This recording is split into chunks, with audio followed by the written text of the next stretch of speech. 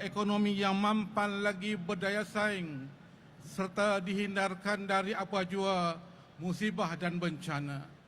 Ya Allah, suburkanlah dalam negara kami wacana bicara ilmu dan sabar ilmuwan, para pemikir saling berganding bahu mengkaji dan meneliti untuk membangun dan mencipta peradaban negara. Ya Allah, Engkaulah Tuhan yang mengurniakan kehidupan kepada kami. Hiasilah kehidupan kami dengan kepribadian yang mulia, akhlak yang terpuji, saling hormat menghormati, nilai keihsanan yang tinggi, sedia bertoleransi, berhikmah dalam bermuamalah dan bersabar menghadapi mihnah dan ujian. Ya Allah, ya Muhaimin, ya Aziz, ya Zal Jalali wal Ikram. Ya Allah, kami juga bermunajat kepadamu agar Engkau memberi pelindungan dan kejayaan kepada saudara-saudara kami di bumi Palestin yang sedang diserang oleh Zionis Israel, yang sudah hilang erti kemanusiaan. Rabbana atina fid dunya hasanah wa fil akhirati hasanah wa qina azaban nar. Wa sallallahu ala sayyidina Muhammad walhamdulillahi rabbil alamin. Amin, amin ya Rabbal Alamin. Terima kasih Tuan Haji Salahuddin bin Haji Ghazali. Div-div dan hadirin yang dihormati sekalian, berikut tayangan montaj rangkuman pencapaian dan kejayaan setahun bersama Kerajaan Madani di bawah kepimpinan Yang Amat Berhormat Perdana Menteri. Sama-sama kita saksikan.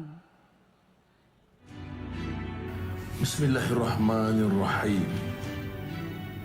Wallahi wabillahi watallahi, saya Anwar bin Ibrahim setelah dilantik memegang jawatan seorang Perdana Menteri dengan sesungguhnya bersumpah bahawa saya akan dengan jujur menunaikan kewajipan-kewajipan jawatan itu dengan segala daya upaya saya, bahawa saya akan menumpahkan taat setia yang sebenar kepada Malaysia dan akan memelihara, melindungi dan mempertahankan perlembagaannya.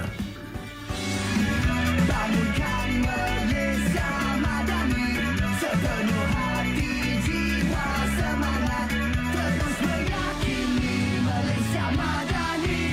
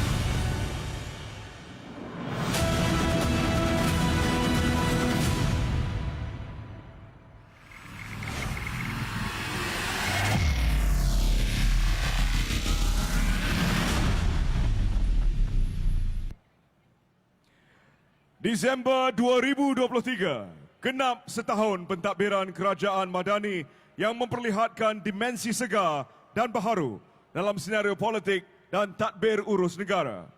Program setahun bersama Kerajaan Madani merupakan usaha berterusan kerajaan menyebar luas dan mempromosikan dasar-dasar dan inisiatif baharu yang diperkenalkan kepada rakyat serta meningkatkan kesedaran umum dan kefahaman terhadap hala tuju dan matlamat kerajaan yang akan membina kepercayaan serta keyakinan antara kerajaan dan rakyat.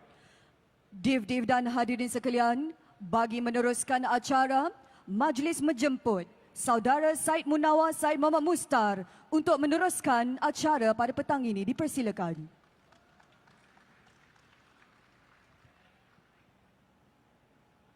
Testing.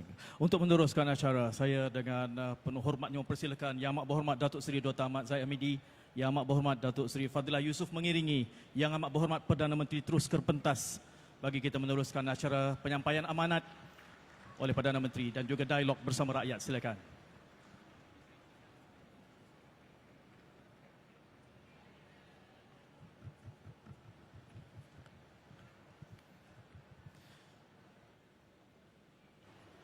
Bismillahirrahmanirrahim. Alhamdulillahirabbil alamin wa bihi nasta'in wassalatu wassalamu ala rasulihil amin wa ala alihi wasahbihi ajma'in. Yang Amat Berhormat Datuk Seri Anwar Ibrahim Perdana Menteri Malaysia dan Yang Amat Berbahagia Datin Seri Yang Amat Berhormat Datuk Seri Dr. Ahmad Zahid Hamidi dan Yang Amat Berhormat Datuk Seri Fadilah Yusof, Timbalan-timbalan Perdana Menteri, anggota Kabinet, pimpinan sektor awam, Tan Sri Datuk tuan-tuan dan puan-puan sekalian. Saya kira ayuh sebelum kita memulakan dialog ini berikan tepukan sekali lagi bersempena setahun pentadbiran Kerajaan Madani. Ramai yang mungkin memperkirakan apa ada dalam setahun ini. Yang Amat Berhormat Perdana Menteri sendiri juga menyebut masih ada ruang penambahbaikan yang luas. Tetapi sekurang-kurangnya secara peribadi saya pernah menyebut bersama Yang Amat Berhormat Perdana Menteri, saya melihat suatu simple step yang dilakukan, PMQT itu memberikan kesan yang sangat besar kerana pertanggungjawapan terus berdepan dengan rakyat, para perwakilan di dalam parlimen, dan saya anggap itu satu legasi yang mungkin kelihatan simple tapi ia memberikan gambaran keterbukaan dan pertanggungjawapan yang besar dan menjadi legasi di dalam pentadbiran tertinggi negara. Untuk kita meneruskan dialog ini, mungkin sesuai bagi kita memberikan ruang ini mendengar dahulu amanat dari Yang Amat Berhormat Perdana Menteri. Ruang yang diberikan di pentas di rostrum itu. Sama-sama kita berikan tepukan kepada Yang Amat Berhormat Perdana Menteri. Dipersilakan Yang Amat Berhormat. Assalamualaikum warahmatullahi wabarakatuh dan salam sejahtera. Alhamdulillah nahmadu wa nusalli ala rasulihil karim. Timbalan Perdana Menteri Datuk Seri Mat Zahid dan Datuk Seri Fadilah dan Ketua Dewan Rakyat, Menteri-Menteri, KSN, rakan-rakan pejabat awam dan Suruhanjaya Tinggi dan duta-duta besar, saudara-saudari yang saya muliakan. Kita pertamanya tentunya wajar memulakan dengan memanjatkan kesyukuran kepada Allah SWT. Negara kekal aman, politik tambah stabil dan kita dapat terus menyantuni rakyat, cuba dengan usaha seperti bila kita ungkapkan islah mastata'tu, ya, islah mastata'tu, maknanya perubahan sedaya upaya kita untuk membawa perubahan kepada rakyat kita. Yang kita arahkan laporan ini untuk kita menyantuni rakyat. Pengurusi sebut waktu Perdana Menteri menjawab soalan di Parlimen. Tetapi demokrasi itu lebih dari itu. Demokrasi bukan hanya gelanggang tokoh-tokoh politik di Parlimen untuk berwacana, bertikam lidah. Demokrasi berarti penyertaan rakyat secara langsung. 1 tahun kita mentadbir dan kita lapor terus kepada rakyat, dan rakyat datang puluhan ribu setiap hari membuat penilaian mereka sendiri berdasarkan fakta dan angka dan memberikan ruang kepada mereka memberi cadangan dan pandangan kepada kita. Oleh kerana kejayaan yang saya saksikan 2-3 hari ini, maka kita akan turunkan dengan kemudahan yang sudah disiapkan memindahkan ke negeri-negeri. Bulan Januari, Menteri Besar Selangor setuju supaya kita mulakan laporan ini di negeri Selangor.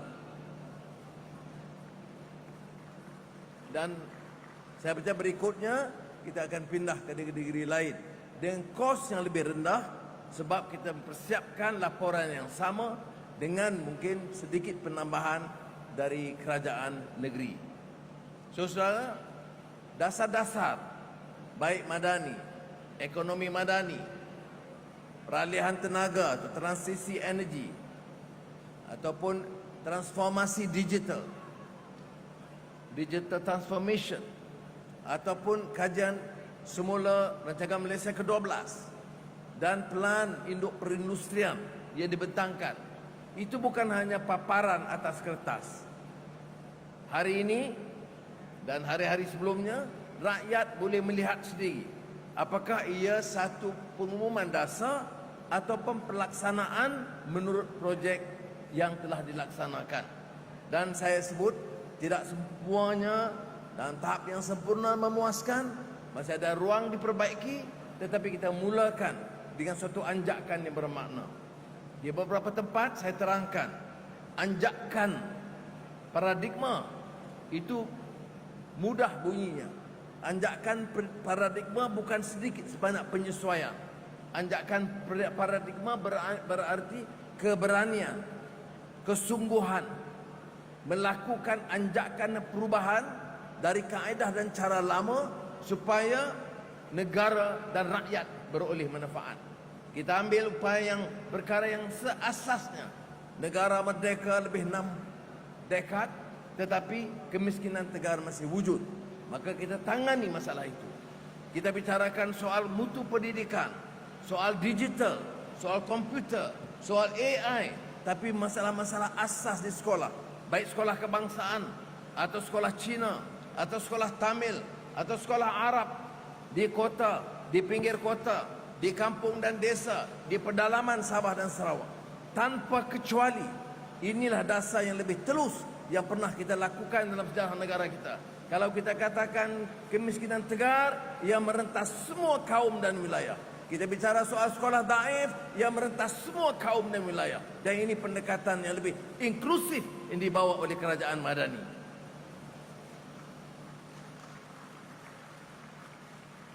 Saudara-saudara, setelah bicara dengan menteri-menteri, khidmat mereka membuahkan hasil bersama dengan penjawat awam, golongan pekerja, rakan-rakan sektor swasta. Jadi permulaan ini bagi saya sangat bermakna. Saya mohon supaya pengertian penyertaan demokrasi itu lebih bermakna dalam kerajaan Madani. Maknanya sudah sampai ketika dengan kematangan politik kita bahawa tidak harus diserahkan kepada hanya tokoh-tokoh politik bersepak terajang dan bersilap dan bertikam lidah, tetapi menyerahkan kepada rakyat secara terus di akar umbi, menilai sendiri berdasarkan fakta dan tidak auta. Dan saya percaya permulaan ini satu yang baik. Ia memberi makna kepada participatory democracy, demokrasi penyertaan dari rakyat, dari akar umbi, dari kesatuan sekerja, dari golongan pekerja, dari kalangan petani dan nelayan. Kerana usaha-usaha kita buat itu tidak akan bermakna kalau tidak memberi manfaat secara langsung kepada mereka. Selain dari demokrasi penyertaan, saya sebut ungkapkan juga apa yang dimaksudkan dengan democratic accountability. Maknanya tanpa kecuali, mana pemimpin juga, di mana peringkat, harus bertanggungjawab dalam tindakan mereka. Sebab itu, walaupun saya agak sukar dan kadang-kadang membebankan, saya terpaksa tanggung.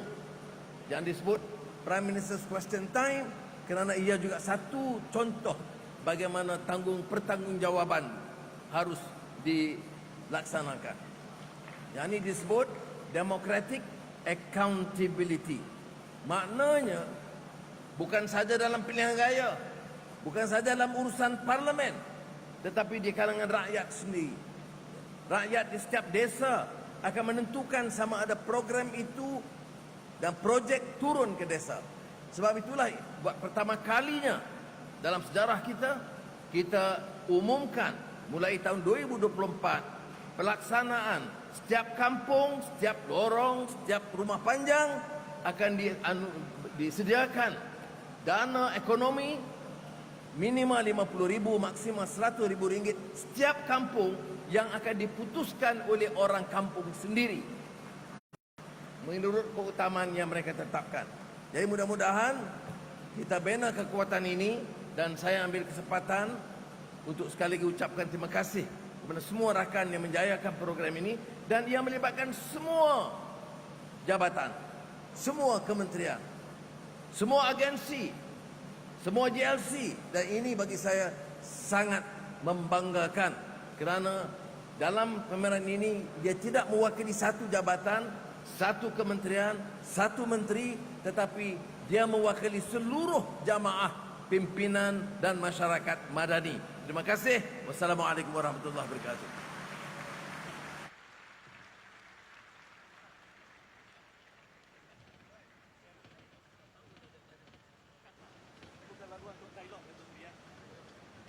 Terima kasih Yang Amat Berhormat Datuk Seri. Sekurang-kurangnya antara mesej utama yang dapat saya tangkap daripada amanat awal Yang Amat Berhormat itu adalah bagaimana acara sambutan setahun ini bukan hanya soal memperagakan pencapaian, tetapi ini juga merupakan avenue pentas untuk mencerap maklum balas daripada rakyat. Dan kerana itu kita lihat sesak pentas dan juga sesak reruai di sebelah yang padat dengan pengunjung saban hari. Saya kira ini satu kesempatannya dalam beberapa episod mengendalikan termasuk Temu Anwar. Saya kira modul dan model yang sama untuk mendapat maklum balas, dan inilah kesediaan yang besar daripada kepimpinan Kerajaan Madani ini. Kita berikan penghargaan dengan sebuah tepukan yang gemuruh atas keterbukaan ini. Dan saya memberikan ruang ini selepas mendapat blessing, izin daripada Yang Amat Berhormat.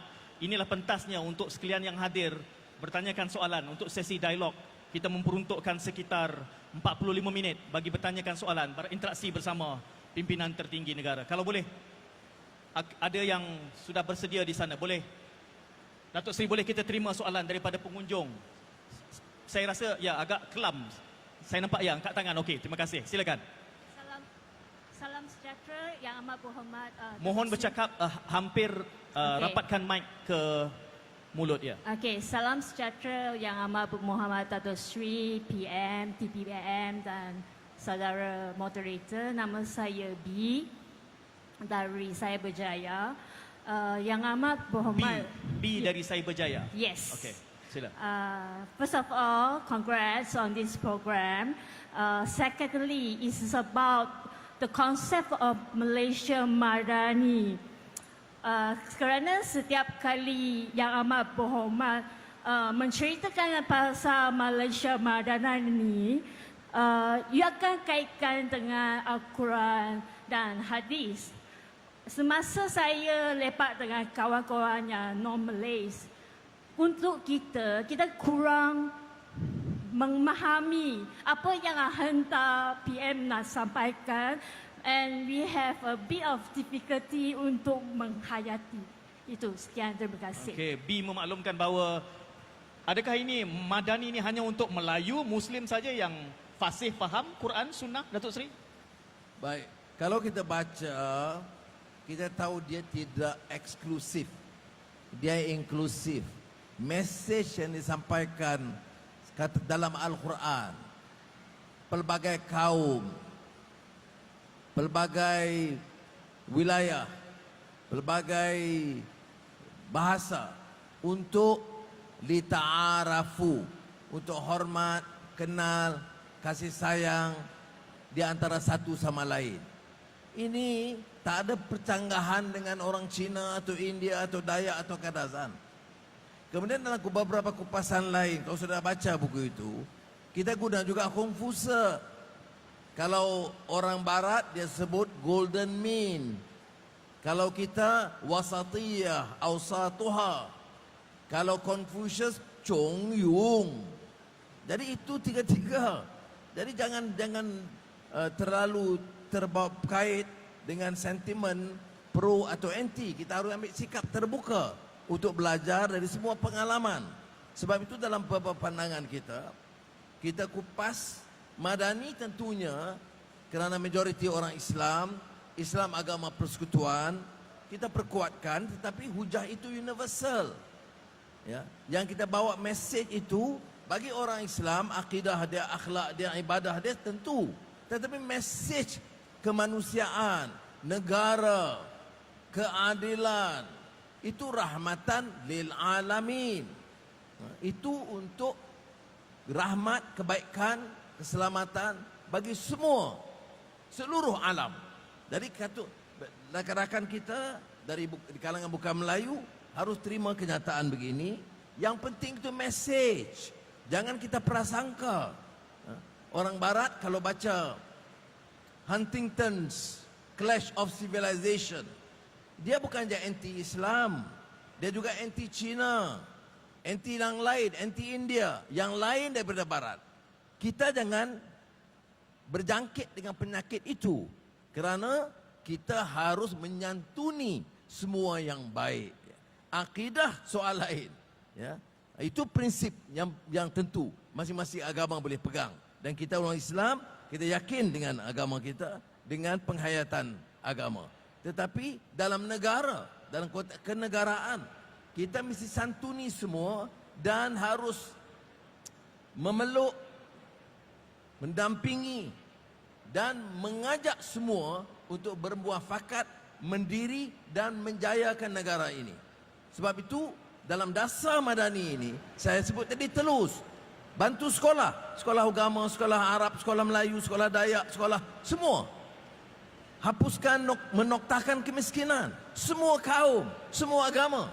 Jadi harus lihat dari segi yang positifnya, dari segi pelaksanaan. Ya. Perjuangan itu apa?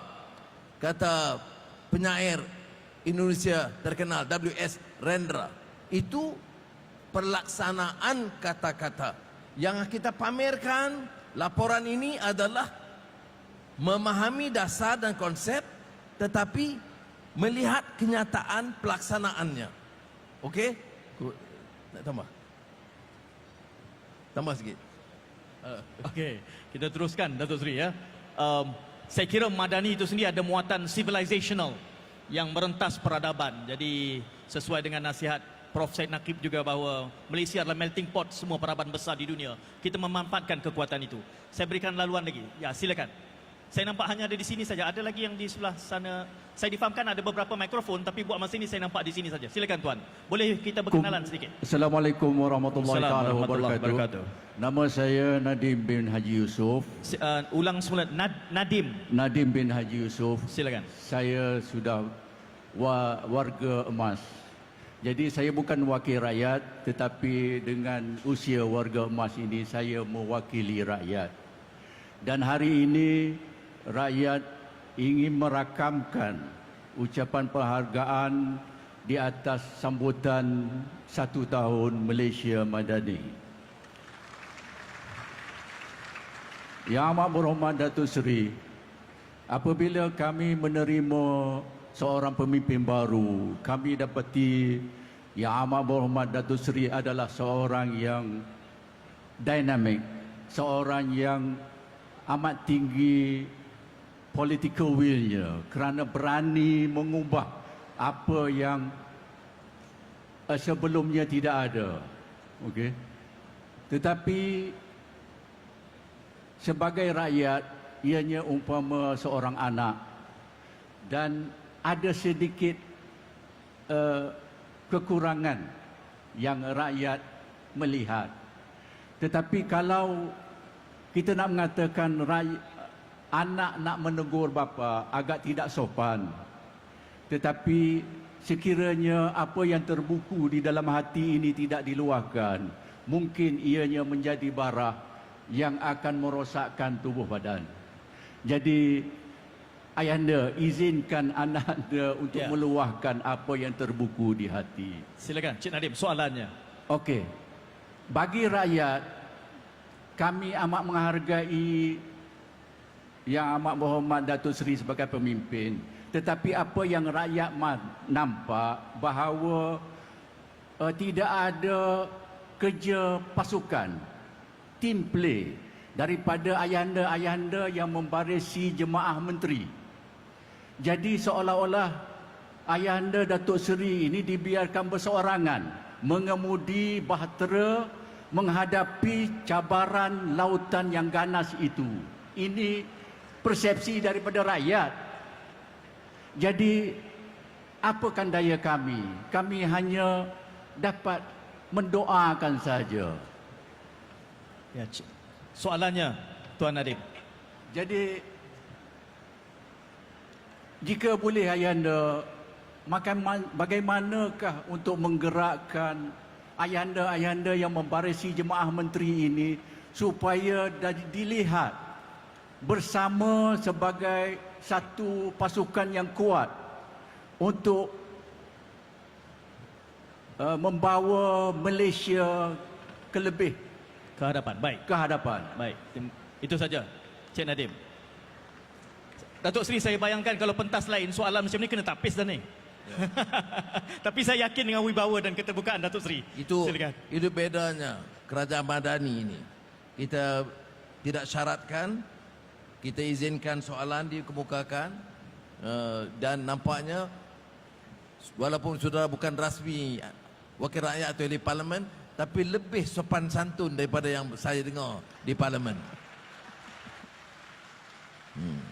Ini yang bila sebut terbuku tu, saya ingat lagu P. Ramlee dulu, terbuku di kalbu dengan sopan santunmu. Baik. Ini persepsi kita kena ubah. Sebab apa kita adakan pameran ni? Laporan ni. Sudah lihat peranan tiap kementerian. Kita mesyuarat tiap minggu. Dari keuangannya, ekonominya, KKR-nya, kesihatan, pendidikan, komoditi, ya, MITI. Kalau kita catat MITI ratusan bilion, itu bukan kerja Anwar satu orang. Tak mungkin itu, Pak. Itu maknanya menteri yang berkenaan. Bukan saja menteri satu orang. Maida, Matrid, dan Kementerian Luar.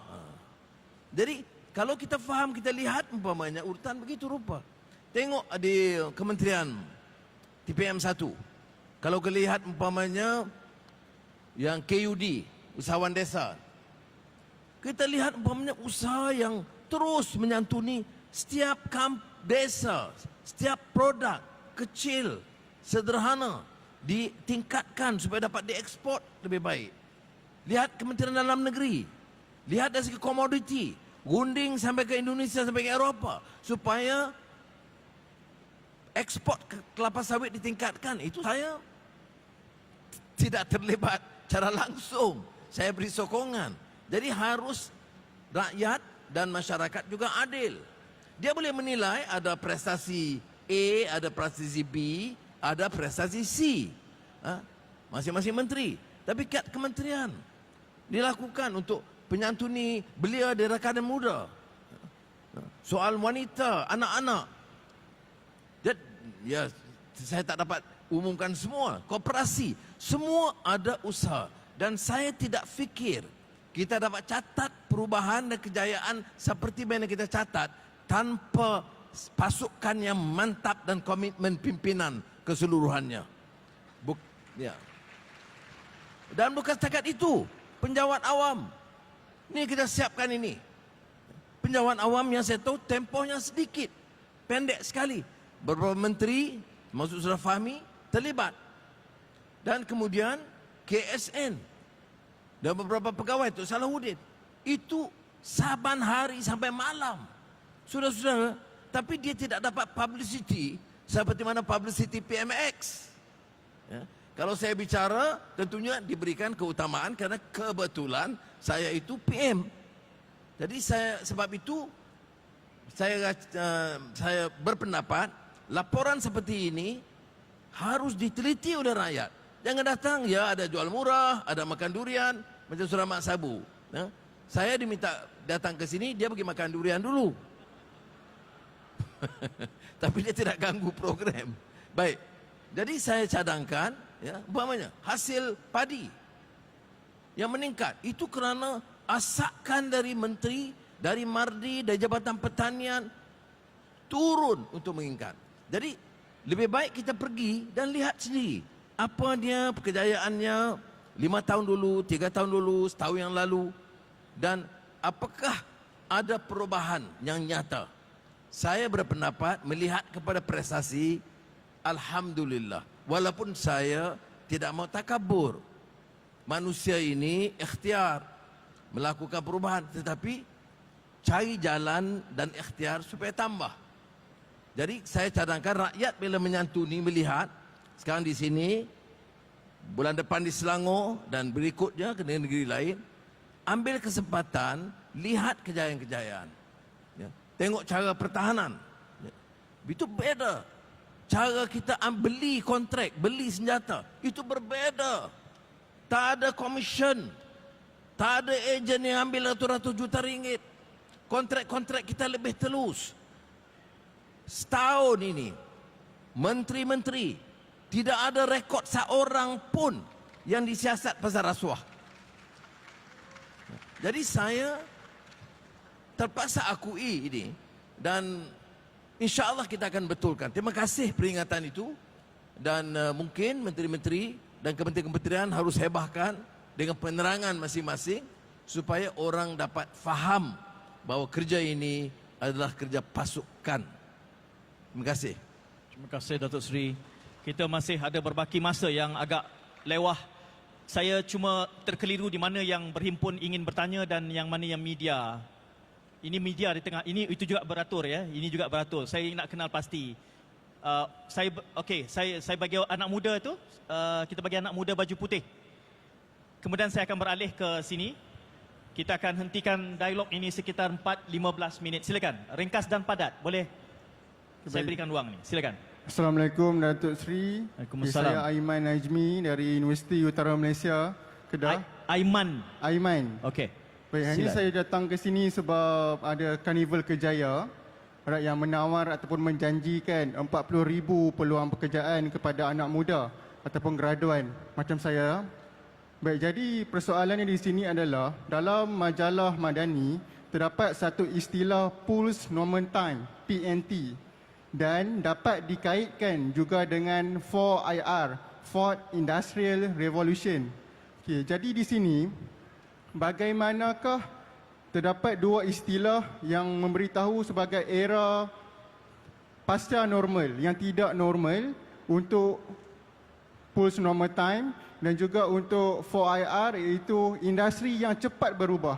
Jadi soalan saya adalah bagaimanakah pihak kerajaan ataupun agenda Madani dapat untuk memastikan kami, iaitu graduan dan anak-anak muda bersedia pada masa hadapan, bukan sahaja dalam konteks pekerjaan tapi juga dalam konteks masa depan. Dalam pada masa yang sama, kerajaan pun belum tentu tahu apa yang akan berlaku pada masa hadapan. Terima kasih. Ya. Datuk Seri Timbalan, silakan.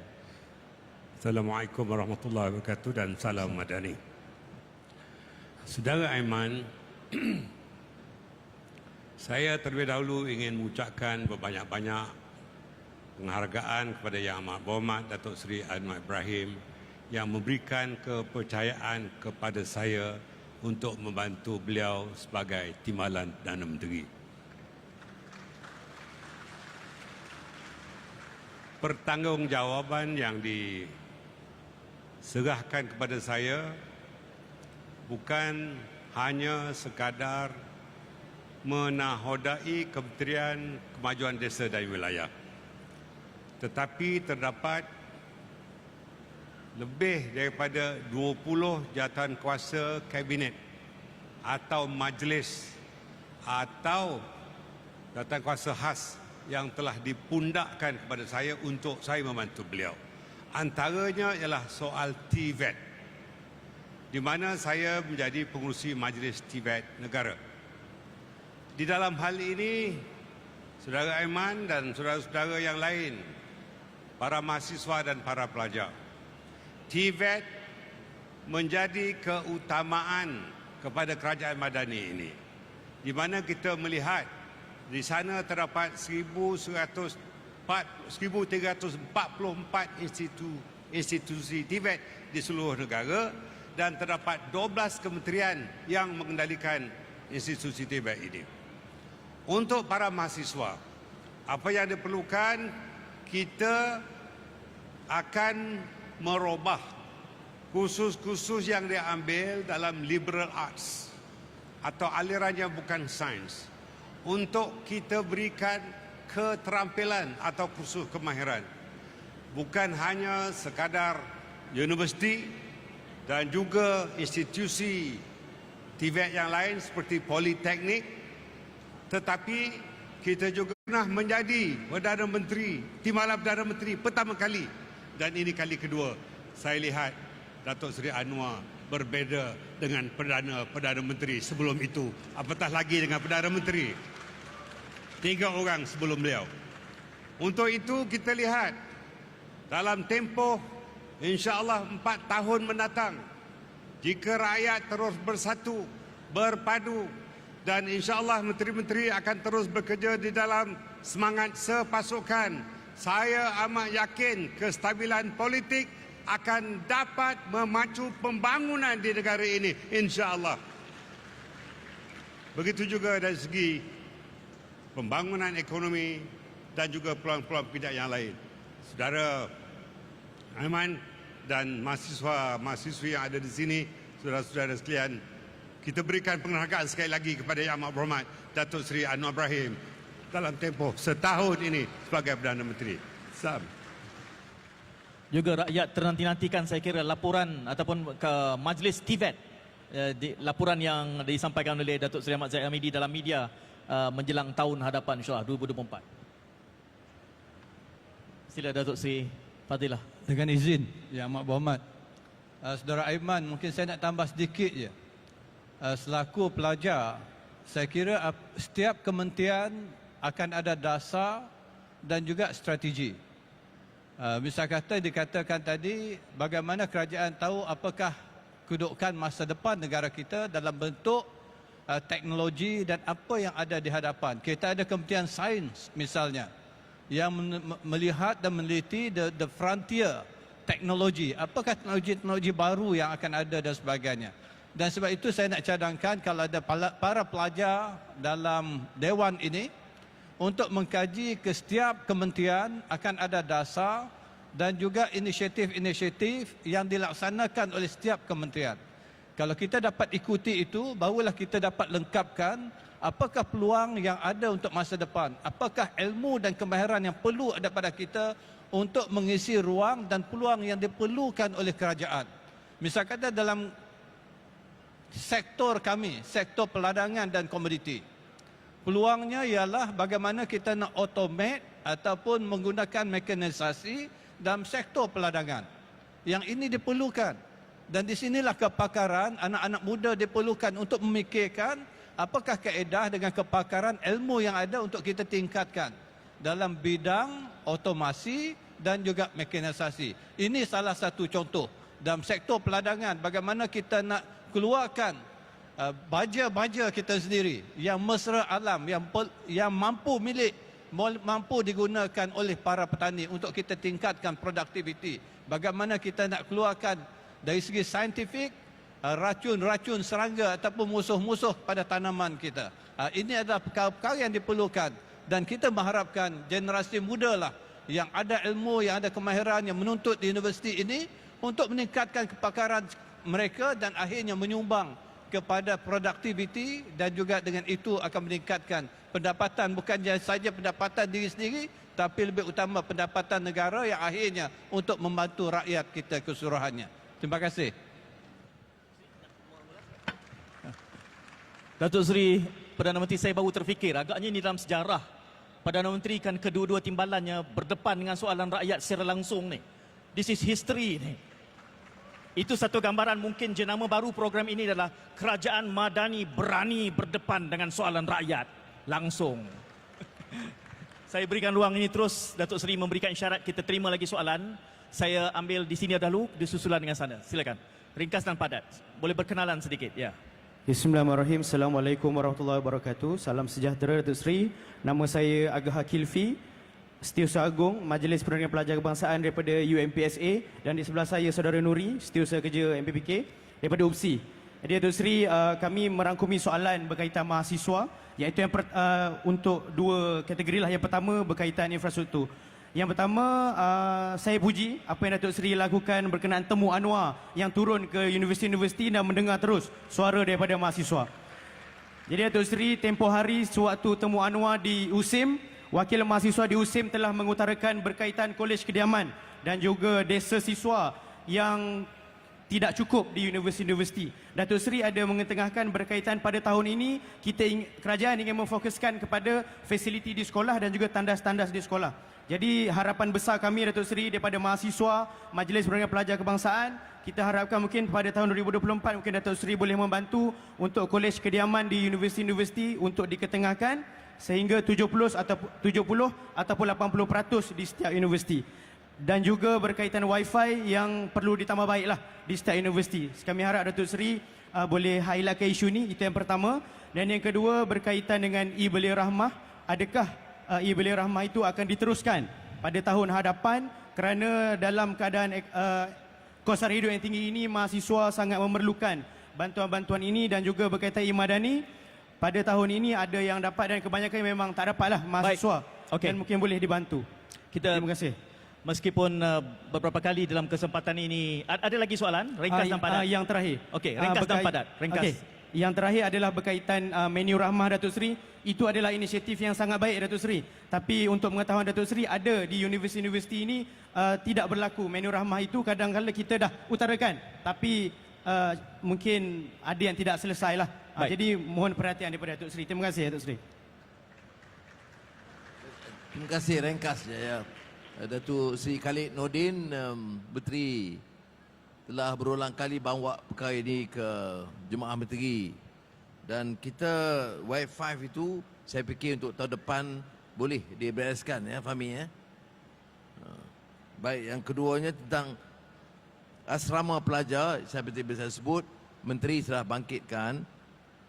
Mungkin tak boleh kita selesaikan di satu universiti, tapi memang boleh ditingkatkan secara berperingkat. Ya, kerana banyak universiti yang memerlukan dia dengan beberapa kaedah. Itu kita akan cuba tingkatkan sekarang, kerana peruntukan tahulah ya, yang miskin pun ada, di Felda pun ada. Jadi kita kena selesaikan. Tapi insya-Allah ada projek tambahan. Itu saya boleh bagi jaminan. Tentang menu rahmah, nanti saya minta Menteri semak balik dengan semua universiti apa yang berlaku kalau tidak berlaku seperti mana yang diharapkan. Tentang e-Belia Rahmah, kita akan bincang awal tahun untuk putuskan mengikut keupayaan dana kita. Saya bagi jaminan sedaya upaya kita untuk mengurangkan beban rakyat ini, terutama mahasiswa, kita akan cuba bantu sebanyak mungkin. Tapi kita tangguh sehingga awal tahun untuk kita kaji semula berapa pendapatan daripada custom. Kita ada ketua pengarah custom baru yang lebih dinamik dan lebih garang, jadi hasil pun lagi bertambah ya. Kemudian saya dapat tahu daripada LHDN pun hasilnya bertambah. Kalau hasil bertambah, insya-Allah kita boleh belanja dengan baik. Terima kasih. Terima kasih Datuk Seri. Yang Berhormat Datuk Seri, saya membayangkan ketika mana Yang Amat Berhormat seusia mereka pimpinan mahasiswa, persoalan yang bawa kepada pemimpin tertinggi negara adalah persoalan nasib umat, nasib rakyat. Jadi kita nanti-nantikan soalan pada skala yang sebegitu, kerana kita menyandarkan harapan negara ini untuk mereka yang punya wibawa yang sama, baru kita boleh melonjak lebih tinggi. Jadi itu cabaran saya juga kepada pimpinan pelajar, Datuk Seri. Masa saya pimpin pelajar, tak ada menteri datang berani dialog di kampus. Itu beda besar. Baik. Terima kasih Datuk Seri. Saya beri, ada di belakang tu saya nampak tangannya saja, mujur dia tinggi lampai. Silakan. Ringkas dan padat. Kita ada sekitar 20 minit berbaki. Silakan. Assalamualaikum warahmatullahi wabarakatuh. Waalaikumsalam. Saya Ahmad Suradi bin Mamin dari Putrajaya. Assalamualaikum kepada PMF dan semua TPM dan seluruh pengunjung kunjungan Malaysia Madani. Saya ada satu persoalan berkaitan dengan politik. hanya satu, saya nak tanya kepada semua ahli panel yang berada di atas pentas, terutamanya pada Perdana Menteri, Timbalan Perdana Menteri 1 dan Timbalan Perdana Menteri 2, supaya kita mengelak daripada projek tebuk atap yang selalu didengari oleh seluruh rakyat Malaysia. Saya cadangkan kepada Perdana Menteri dan semua parti politik dalam kerajaan perpaduan supaya membuat satu organisasi sahaja. Tidak perlu bercampur GRS, GPS, Barisan Nasional, Pakatan Harapan. Sekian, terima kasih. Silakan Datuk Seri. Terima kasih. Soalan itu kerana takut ada tebuk atap. Sekarang ni bumbung kita bumbung konkrit, sukar ditebuk. Itu orang yang fikir tebuk atap itu, mentaliti dia itu bumbung atap. Sekarang tidak ada, di Putrajaya tidak ada bumbung atap. Jadi terima kasih. Nah, kalau itu boleh ditangani, maka biarlah format yang ada sekarang itu kita coba. Setahun kita coba, baik PH, BN, GPS, GRS, itu hubungan kerjasama itu sangat baik. Saya dalam jemaah menteri, Saudara Zahid ada, Saudara Fadilah ada, belum ada sekalipun pertelagahan atas nama perbezaan parti. Ya, perbezaan pendapat masing-masing ada. Jadi percobaan ini nampaknya berhasil. Dan percobaan tebuk-tebuk ini berulang kali tiap bulan. Ada yang kata bulan Julai, tak jadi. Bulan Ogos, bulan September, bulan Oktober, bulan November. Kemudian ada yang kata Ogos. Sebenarnya dia ingat 31 Ogos tak ada, 32 Ogos tidak ada, 34 Ogos tidak ada. Jadi saya fikir jangan, insya-Allah kita ada kekuatan sekarang. Kita tumpu bukan pertelagahan parti dan politik, tumpu bagaimana kita nak angkat martabat negara Malaysia sebagai negara yang maju dan hebat di rantau ini. Itu cita-cita kita. Dan setakat ini saya nak terus terang, saya tidak hadapi masalah. Ya, bincang tentunya beza pendapat, ya, dalam keluarga, dalam parti kita dan di antara parti tentunya, tetapi tidak ada pertelagahan. Setahun saya dalam kerajaan dan kabinet Madani ini belum ada pertelagahan yang atas dasar parti masing-masing. Jadi ini menyebabkan segala percobaan pembangkang yang desperate akan gagal. InsyaAllah kita terus untuk memenuhi agenda kita. Saudara, terdapat 18 parti di dalam kerajaan perpaduan ini. Saya ingin mendedahkan bahawa ke-18 parti ini berkongsi pendapat bukan hanya tentang soal prinsip, tetapi soal-soal pelaksanaan sekalipun. Semua presiden parti dan juga wakil parti memberikan dukungan sepenuhnya kepada PMX untuk terus merajui negara ini di bawah kerajaan Madani ini. Malah dalam setiap mesyuarat, Sekretariat telah memberikan laporan bahawa jika pun terdapat perbezaan pandangan di akar umbi, maka ianya bukan merupakan pendapat atau pendirian parti, tetapi pendirian individu. Dalam perkara inilah kebijaksanaan yang amat berhormat Datuk Seri Anwar Ibrahim di dalam menyantuni perbezaan pendapat ini, prinsipnya tetap mahu kerajaan yang ada ini adalah kerajaan yang kukuh demi rakyat keseluruhannya.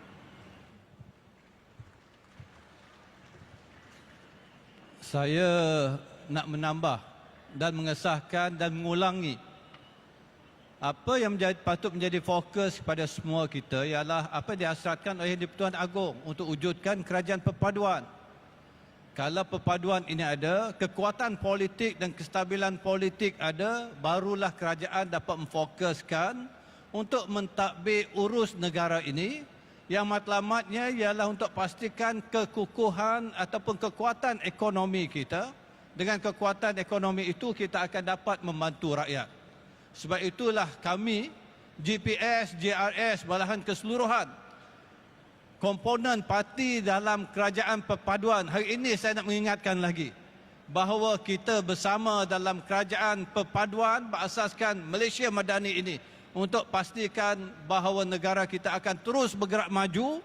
Kita akan fokus untuk mentadbir kerajaan dan negara kita dengan baik dan memfokuskan pemulihan ekonomi supaya kita akan dapat membantu rakyat, kesejahteraan rakyat, kemakmuran negara kita akan dapat digerakkan dengan perjuangan ini. 1 tahun dah kita capai.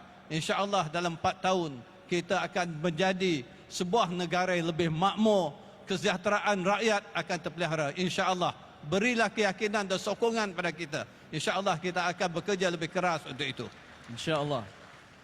Sekali lagi saya tak pasti kalau ada detiknya sebelum ini Datuk Seri, soalan tebuk atap ini dijawab oleh PM, TPM1 dan TPM2 dalam satu pentas yang sama. Saya tak pasti kalau ada. Mungkin ini kali pertama dijawab serentak oleh ketiga-tiga pimpinan tertinggi negara.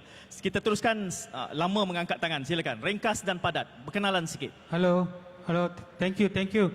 Datuk, dah tunggu dah lama dah. Tak, saya tunjuk di sini dulu Tuan. Dah tunggu lama. Sana juga tunggu. Boleh saya benarkan sini dulu. Selepas ini saya berikan pada Tuan. Silakan, ringkas dan padat. Kita masih ada 15 minit. InsyaAllah ada kesempatan. Silakan. Assalamualaikum dan selamat petang Datuk Seri. Terima kasih saya ucapkan kepada Malaysia Madani. Boleh cakap rapat ke mikrofon. Silakan. Ya, ringkas dan padat. Okey, saya adalah Danizam Ismail daripada Banting, Kuala Langat. Saya sebagai seorang nelayan dan ingin meminta perhatian daripada Perdana Menteri, dan alhamdulillah hari ini saya dapat bercakap open. Ya, soalannya silakan. Kita ada masa yang terbatas. Okey, saya minta tolong pada Perdana Menteri, maknanya pantaulah kami daripada nelayan daripada Port Kelang hingga ke Batu Laut, dan kami banyak masalah di lautan ni Datuk Seri. Pertamanya tentang labuan kapal sedut pasir, dan yang terbaru ni penambakan Pantai Murid. Ya. Jadi apa pun saya rasa macam yang terbaru ni penambakan Pantai Murid, tapi tentang maklumat tentang nelayan ni tak ada langsung. Nelayan pantai, nelayan tepi, yang cek makan di pinggiran tu dah tak boleh. Saya rasa yang akan datang. Jadi saya minta pada menteri kami yang kami sayangi, tolonglah kami sebagai nelayan. Baik, terima kasih. Silakan Datuk Seri. Kalau ikut pengalaman saya di Port Dickson, saya masih ingat lagi bila nak dibuat hotel besar 5 bintang dan mengesankan kampung nelayan. Maka kita buat rundingan. Ya. Pertama, syarikat itu pulih semua rumah kampung nelayan. Kedua, bayar yuran persekolahan dan uniform anak-anak dari darjah 1 sehingga tingkat 5. Ketiga, ada 5 juta ringgit untuk menampung keperluan mereka. Keempat, jeti yang agak jauh supaya dapat sampan berlabuh di situ. Itu umpama contoh boleh buat. Dan saya percaya dengan kehebatan saudara Mat Sabu, dia akan sampai di situ sebelum akhir bulan. Boleh, Mat? Sebelum akhir bulan dia akan sampai di situ. Kalau tak sampai, tulis surat kat saya. Dia ada janji, okey, insyaAllah. Nah, terima kasih. Baik, terima kasih. Silakan Tuan, tolong ringkas dan padat, berkenalan sikit. Terima kasih kerana bersabar. Silakan. Halo, terima kasih. Akhirnya dapat peluang. Biar lambat asalkan dapat cakap. Ya, yang amat berhormat Menteri yang disayangi dan serta barisan-barisan kabinet pada hadirin yang dihormati sekalian. Salam sejahtera dan salam madani. Saya, rakyat Malaysia, merasa bangga di atas kejayaan dan pencapaian oleh Yang Amat Berhormat Perdana Menteri Malaysia yang telah menerajui pentadbiran kerajaan Madani dalam tempoh 1 tahun ini. Saya ingin membuat satu cadangan membina, bukan soalan. Baik. Jika diamalkan, ia boleh munafat kepada seluruh rakyat Malaysia. Silakan. Memandangkan memang walaupun kerajaan memandangi telah meneraju dengan baik, tetapi masih ada ruang untuk membaiki. Baik, cadangan. There's room for improvement. Silakan, cadangannya. Terus. Cadangan ialah Ya. setiap agensi-agensi kerajaan dan kementerian harus conduct town hall session bagi membolehkan ketua-ketua masyarakat di peringkat akar umbi meluahkan isu-isu berkaitan di kawasan masing-masing. Memang ada wakil rakyat, tapi dia orang menumpukan perhatian di isu-isu yang makro. Tapi mikro, kita di kawasan masing-masing, jika dapat ruang, kita boleh meluahkan perasaan bagi pihak kita sebagai jejantas. Saya selaku ketua masyarakat selama 40 tahun hingga kini. Baik. Saya asal daripada Sentul. I say this in good faith. If you can implement this, it will be good benefit for the rakyat Baik. of Malaysia. Cadangan. Thank you very Terima much for kasih. giving me this opportunity. And I hope Mr. will implement this. Baik. Thank you. Terima kasih. Good suggestion. Although I think as a policy it is good. I personally have gone through most universities for a dialogue to listen to them, other than giving the views of the government. And I think many ministers have also conducted. But what you are suggesting is, of course, to increase that, to ensure that agencies and departments also conduct some similar sort of a dialogue, which is being done, but I support your idea. We can probably enhance, although I don't encourage them to do that all the time, because then they wouldn't be able to work except to listen to grievances. But the point is taken. Yes, I think as a policy from next year, we will make sure that there's a time frame where ministers, deputy ministers, heads of departments, agencies go down. In fact, there is a scheme now. I'm asking head of agencies, secretary generals to adopt a particular village or particular locality, listen to them and help. You may be a KSU or MITI, but you go to a village, the problem is different. It's about drain, about some flooding, whatever. I think it's a good suggestion. Let us try and implement it next year. Thank you. Saya ingin lihat di tengah-tengah ada yang mengangkat tangan. Silakan. Ringkas dan padat. Terus kepada soalannya. Siapa? Yes. Halo. Okey. Ya, silakan. Assalamualaikum warahmatullahi wabarakatuh. Salam Malaysia Madani. Saya Amirul Syafiq, tapi sebelum tu saya nak bagi tahu saya orang Perak, orang Selekor tapi pakai baju batik Sarawak. Malaysia Madani. Silakan. Okay. Terus Baik, soalan. Datuk Seri, saya nak dapatkan pandangan daripada Datuk Seri. Dari segi apakah Datuk Seri punya pandangan, vision untuk kita nak bangunkan generasi muda ni berdasarkan nilai yang ada pada Malaysia Madani. Apakah dari segi cara orang belia ni nak bantu kerajaan ni nak membela nasib rakyat. Dan satu lagi Datuk Seri, last 3 soalan saya nak bagi, bukan soalan, cadangan saya nak bagi. Yang pertama, kalau boleh saya nak harapkan Datuk Seri pemudahkanlah untuk orang muda dapatkan rumah pertama terutama di ibu kota ni. Okey. Sebab apa Datuk Seri? Kat Kuala Lumpur misalnya ini, kita ada rumah mampu tengok daripada mampu beli. Okey. Jadi, Baik. saya harap adalah rumah pertama tu guna agensi ada supaya kami dapat mudah beli dan dari segi pemudahkan loan. Baik. Yang kedua sekali, infrastruktur jalan raya. Janganlah bergerak tangan ni. Okey, dari segi infrastruktur jalan raya, kita lihat hari ini ada masalah. Kalau dekat sekolah, anak-anak Cadangannya? boleh... Cadangannya? Okey, dari segi sekolah dah dapat infrastruktur tandas yang baik. Baik. Kami pun nak, kalau boleh, orang kawan-kawan kami yang ulang-alik bekerja daripada Kelang ke KL, terutama di Lebuh Raya Persekutuan, di laluan terowong itu, Okey. dapatkan jalan raya yang cantik, tak mau tampal, lampu lilap-lilap. Dekat laluan Baik. tu tanah air bertakung. Okey. Right, yang Saya seterusnya. hadkan di situ. Saya beri ruang pada yang lain. Boleh Okey, ya? tak apalah, masih- Saya juga rider. I feel you bro. Yes, thank you. Datuk Seri, anak muda Selekor nak beli rumah di Ya. tengah-tengah Kuala Lumpur. Selekor Batu 20 kan? Ya, Batu 20.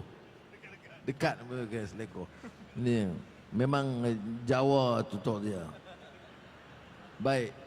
Dia ada beberapa soalan terkait sebagian ternilai beliau ni Dr. Sri Fadilah akan jawab.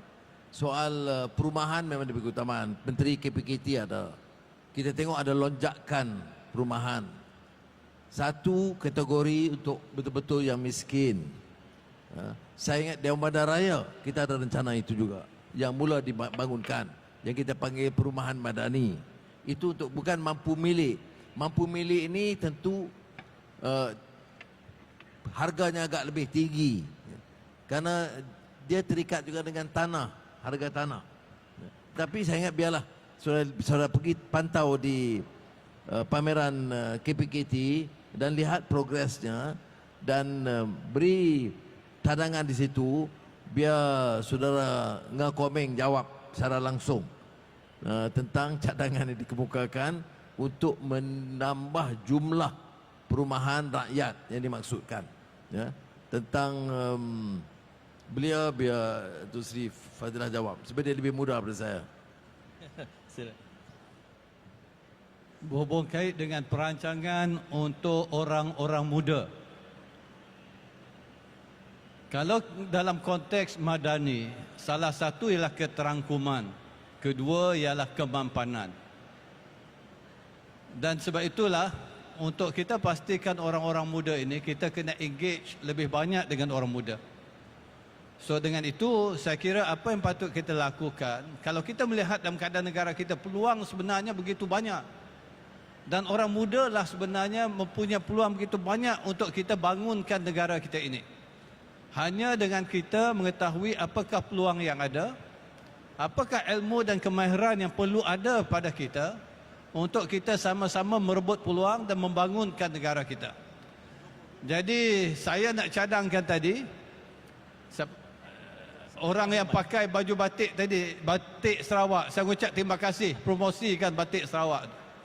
Nanti berjumpa, lepas ini kita boleh berjumpa. Saya kira banyak yang boleh kita bincangkan dengan Menteri Belia dan Sukan ada, Menteri Ekonomi kita yang begitu progresif ini ada, untuk bagaimana orang muda boleh terlibat bersama dalam membangunkan negara kita. Dalam semua sektor sebenarnya, bukan saja dalam bidang ekonomi. Datuk Seri Zahid memfokuskan dalam bidang teknikal, TVET-nya, dan dalam pertanian banyak sebenarnya yang memerlukan orang muda terlibat bersama. Tapi inilah yang perlu kita laksanakan, engagement yang lebih banyak dengan orang-orang muda ini. Dan sebab itu mungkin apa yang saya cadangkan Yang Amat Berhormat PM ialah bersama di bawah Menteri Belia dan Sukan untuk kita adakan satu program khusus supaya kita mengadakan dialog bersama dengan orang-orang muda. Apakah peranan orang muda dan bagaimana orang muda boleh sama-sama membangunkan negara kita di bawah konsep madani ini. Boleh? Orang muda boleh tak? Okey, terima kasih. Terima kasih. Yang Amat Berhormat, ya sila Datuk Seri. Saya atas arahan PM saya ingin menambah. Daripada Selekoh Perak tadi, jangan malu sebut Selekoh tu di kawasan Parlimen Bagan Datuk. Saya ingin memaklumkan bahawa rumah pertama, kerajaan memberikan beberapa galakan di dalam pemilikan rumah pertama, di mana kita dapati bahawa Syarikat Perumahan Negara Berhad mempunyai skema yang begitu. Jabatan Perumahan Negara juga mempunyai skema yang begitu. Kerajaan tempatan seperti Dewan Bandaraya juga mempunyai kemudahan yang begitu. Tetapi sebelum itu, untuk keluarga muda, terdapat skema rumah transit untuk mereka yang baru berkahwin. Jadi di dalam keadaan itu, saya pernah menyarankan agar wang bayaran sewaan itu dijadikan sebagai deposit kepada pembelian rumah pertama ini. Dan kerajaan memberikan diskaun yang sepatutnya dengan kerjasama pemaju-pemaju perumahan. Saya yakin di bawah pentadbiran Yang Amat Berhormat PMX ini, skema ini mulai tahun hadapan akan lebih diperluaskan, terutamanya di Kuala Lumpur dan bandar-bandar besar di seluruh negara, insya-Allah. Kita berikan penghargaan sekali lagi kepada PMX. Soalan berkait anak muda ni saya yakin Datuk Seri tak ada masalah. Datuk Seri dulu lebih keras lagi bila berdepan dengan pemimpin negara. Ini saya dapat izin daripada Yang Amat Berhormat, soalan terakhir. Saya tahu ramai yang ingin bertanya tapi kita punya keterbatasan waktu. Saya berikan ruang kepada, ini soalan yang terakhir. Saya mohon maaf kepada ramai yang menanti. Silakan. Ringkas dan padat. Assalamualaikum. Selamat sejahtera. Nama saya Khairul Azri bin Mustafa daripada UKM. Saya merupakan pelajar jurusan Sains Komputer dan saya punya track adalah Artificial Intelligence. So, soalan saya di sini adalah untuk saya menyatakan bahawa sekarang ni AI telah mendapat tempat dalam Malaysia dan baru-baru ini Yang Berhormat Perdana Menteri baru sahaja mengadakan perbincangan secara maya bersama pemilik syarikat AV Autonomous Vehicle Tesla terkemuka iaitu Elon Musk. Soalan saya adalah kita telah ada platform untuk artificial intelligence itu sendiri, tetapi ada juga segelintir yang meluahkan hasrat kepada saya bahawa AI ini akan mengambil tempat bagi untuk menggantikan fungsi-fungsi manusia dalam kehidupan seharian. Cadangannya? Soalan. Okey. Jadi apakah usaha kerajaan untuk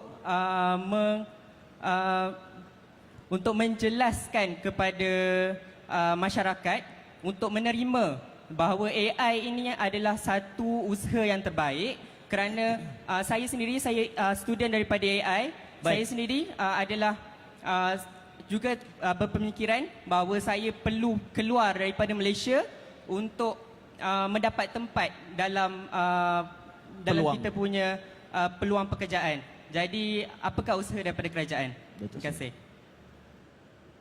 Kita tahu tiap kali ada perubahan, ada kesan dia. Bukan baru, bukan dengan AI saja guna tenaga dikurangkan. Masa kita gunakan traktor di ladang dan di sawah padi, dia mengurangkan tenaga kerja. Dulu kalau di utara, di Kedah dan di seberang Perai, tiap tahun orang dari Kelantan, dari Selatan Tai, ribuan akan hijrah untuk bantu menambah pekerjaan untuk membajak. Tetapi dengan ada traktor, jumlah itu jauh berkurangan. Kemudian dengan revolusi industri juga ada kesan. Dengan automation, mechanization yang disebut, tidak semestinya AI lagi. Sekarang dengan AI, bukan saja dengan Elon Musk yang kita bincang baru-baru ini, tapi dengan Jensen Huang yang MITI, Tengku Zafrul bawa jumpa saya, itu di antara mungkin syarikat AI nombor 1 di dunia sekarang ini. Dan dia setuju melabur di Malaysia. Baik, yang kita perlu adalah tingkatkan mutu latihan Tibet, tingkatkan mutu latihan kejuruteraan, dan tingkatkan latihan AI supaya memenuhi keperluan ini.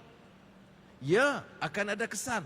Jadi kita kena seluruh program pendidikan, saya bicara dengan Fadlina, itu harus juga dirombak dalam KPT ya, supaya memenuhi keperluan semasa. Apa yang dilakukan?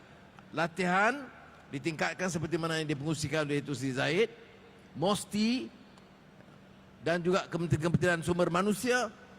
Latihan itu harus cepat berganjak. Sebab itu bila saya melawat ke Abu Dhabi, menyaksikan the first Artificial Intelligence University, Sheikh Zayed University of Artificial Intelligence in Abu Dhabi. Saya terfikir, kita ada kursus AI di seluruh universiti di Malaysia. Tapi kita belum ada jabatan atau fakulti untuk integrate the programs and the disciplines. Kebimbangan dia bukan saja dari segi jumlah pekerja, tetapi juga dari segi nilai. Kalau AI dari segi perancangannya itu di barat, ada kajian menunjukkan ideal man must be white, not black. Kerana input itu penting. Jadi apa yang Jason terang kepada saya sama Zafrul 2 hari yang lalu, itu menarik. Kerana dia kata, dia terserah kepada input maklumat, alignment. Jadi kalau AI itu di Malaysia, alignment itu sesuai dengan kefahaman kita, budaya kita yang lebih merangkumi kerana pelbagai kaum, ya, pelbagai wilayah, dan alignment itu tidak lari daripada asas fahaman budaya dan nilai kita. Yang penting sekarang ialah bentuk latihan. Dan kita minta supaya universiti, sistem pendidikan negara itu menuju ke situ. Sebab itu kadang-kadang saya agak resah. Saya agak resah dan keras terhadap permainan sentimen-sentimen kaum, agama, bergaduh tak habis-habis. Coldplay, berminggu-minggu bincang pasal Coldplay. Dia dah balik dah, lama dah. Dia pun dah lupa dah Malaysia. Kita tak habis lagi bahas bab itu. Dan juga hal-hal lain yang kemudian bincang soal orang ini anti Melayu, orang ini anti Islam, orang ini nak merosakkan syariah. Padahal tumpuan kita tentunya baiki akhlak kita, kukuhkan akidah kita, amalan kita. Tetapi fikir ke mana negara ini, ekonominya, AI-nya, teknologi tingginya. Pelaburan datang, ratusan bilion. Ya. Geely Automotive City di Tanjung Malim memerlukan jurutera tahap tinggi, AI tahap tinggi. Ini yang patut kita tumpu perhatian sekarang. Ya. Dalam soal transisi tenaga, orang dah beralih daripada sumber fosil yang asal, tukar. Jadi kita kena siap anak-anak muda dalam bidang ini. Dan jangan diheret untuk bincang perkara-perkara yang lapuk, jumut, merosakkan. Timbul kebencian antara satu sama lain. Tak ada lain ke. Bersyarah aja benci orang itu. Laknat kau orang ini. Maki orang itu. Kita nak berjam. Ada dengar Perdana Menteri, Timbalan Menteri maki orang. Tak. Kita nak tumpu bina tenaga. Saya nak ajak rakyat dan semangat madani ini. Soal tanya soal artificial intelligence. Salute. Itu menunjukkan kecerdikan dan kecerdasan. But kita tidak mungkin maju ke depan kalau kita diheret untuk bincang perkara-perkara yang tidak menguntungkan. Negara ini mesti diselamatkan. Hentikan penyelewengan, hentikan rasuah, hentikan gila kaum dan gila untuk menghasut orang, membenci satu sama lain. Ini kalau kita dapat bersatu padu dengan semangat baru. Boleh saudara dari Selangor atau dari Sarawak atau dari Jawa, dari Perak.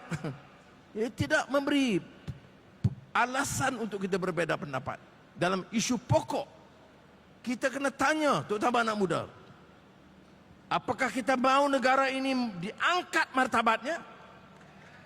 Kalau jawabnya ya, jangan benar penghasut-penghasut ini mendapat tempat.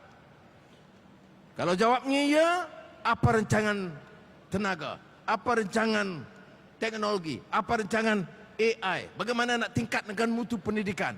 Sebab itu saya kata, apa nak bahas soal bahasa? Bahasa kebangsaan, bahasa Malaysia mesti dikuasai oleh semua. Tapi kita nak maju. Kita nak anak-anak muda ini diterima dalam syarikat-syarikat antarabangsa yang terkenal. Maka biar dia kuasai bahasa Inggeris dengan baik. Tingkatkan mutu penguasaan bahasa Inggeris. Dia nak belajar bahasa Tamil tambahan, nak belajar bahasa Cina tambahan. Bagi galakan, jangan halang. Syaratnya dia terima bahawa anak Malaysia mesti menguasai bahasa Melayu dengan baik. Jadi ini saya kata, this is the new narrative for Malaysia. A united Malaysia. Young Malaysians determined to uplift the standard of living, to ensure that we can compete internationally and make Malaysia a great country, a successful economy. And this takes a new attitude, new policies, and new values di kalangan rakyat Malaysia. Terima kasih banyak. Saya Kawi, Nandri, Wadakam. Terima kasih Yang Amat Berhormat Datuk Seri. Saya masih melihat ada tangan yang diangkat, namun bagi pihak penganjur saya memohon berbanyak maaf dan keampunan kerana kita punya batas waktu yang sangat terhad. Dan janji daripada Yang Amat Berhormat tadi bahawa episod seumpama ini akan ada pengulangannya, jerayawaranya, roadshow-nya bermula Januari nanti di Selangor. Itu mungkin kesempatannya. Itu yang pertama. Yang kedua, saya rasa niat membuat-buat rakyat ingin berdepan dengan ketiga-tiga pemimpin tertinggi negara ini pastinya ada semangat yang harus kita raikan. Dan dengan budaya baru keterbukaan ini, saya rasa lama-kelamaan rasa resah dan juga membuat-buat itu dia seperti kettle ya, yang mendidih itu. Kalau dapat dia suarakan nanti dalam kesempatan lain, insya-Allah itu akan dapat kita redakan jika ada template bagaimana kita dapat menstrukturkan soalan ini. Dan atas keterbukaan ini tuan-tuan, kita berikan tepukan paling bergemuruh kepada ketiga-tiga pemimpin tertinggi negara kerana bersedia untuk berdepan dengan rakyat, dan ini adalah new values, new attitude yang disebutkan oleh Yang Amat Berhormat Sekretari tadi. Mudah-mudahan ini akan membudaya dan akan dimakmurkan, dan insya-Allah kita akan terus maju dan lebih progresif daripada sebelumnya. Saya memohon maaf atas segala kekurangan di dalam pengendalian dialog ini, dan dengan itu saya kembalikan acara kepada teman-teman setugas. Silakan.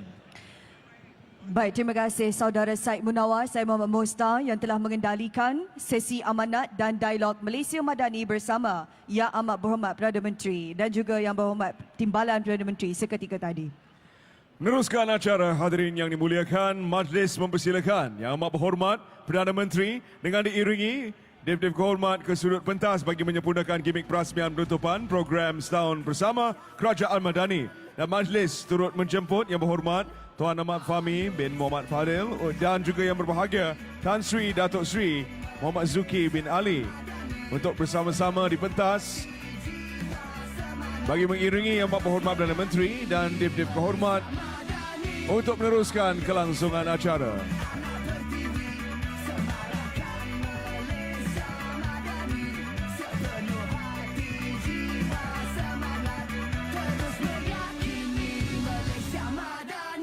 Untuk makluman, gimik podium berbentuk heksagon melambangkan 6 nilai teras Malaysia Madani dan kunci Malaysia Madani simbolik kepada membuka pintu untuk mencapai kejayaan Kerajaan Madani. Majlis menjemput Yang Amat Berhormat Perdana Menteri untuk memasukkan kunci Malaysia Madani ke dalam gimik perasmian.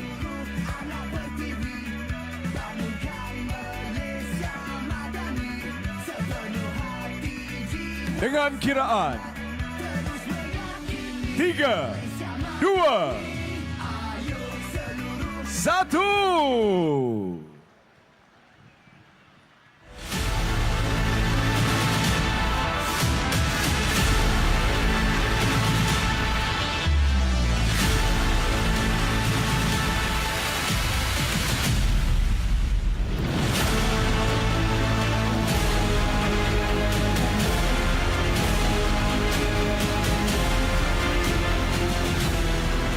Malaysia sebagai peneraju ekonomi Asia.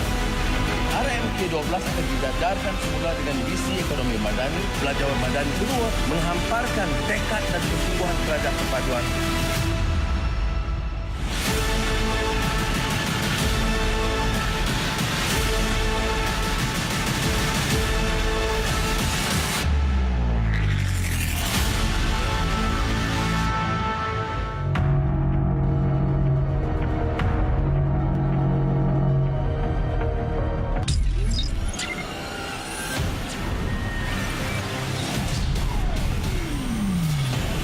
Turut dilancarkan buku Setahun Bersama Kerajaan Madani. Pencapaian penting berimpak tinggi sepanjang setahun pentadbiran Kerajaan Madani yang mengetengahkan perjalanan Perdana Menteri awal mengangkat sumpah, mengemudi mesyuarat Kabinet pertama, mengabsahkan pelantikan di Parlimen dan seterusnya lawatan rasmi di luar negara sambil membawa pulang pelaburan berbilion ringgit, pembentangan belanjawan dan juga mengetengahkan isu-isu rakyat.